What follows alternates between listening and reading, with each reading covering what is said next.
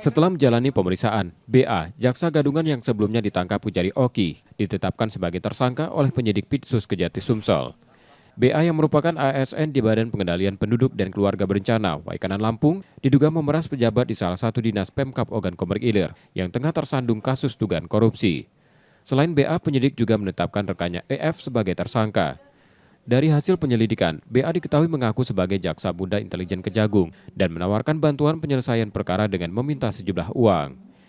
Mereka berdua ini mempunyai inisiatif untuk mendatangi beberapa pejabat di Oki, Kabupaten Oki, dengan menggunakan atribut jaksa lengkap supaya agar orang-orang yang berhubungan dengan mereka dapat meyakini bahwa tersangka BA ini dapat menyelesaikan beberapa perkara yang sedang ditangani oleh Kejaksaan Negeri Oki.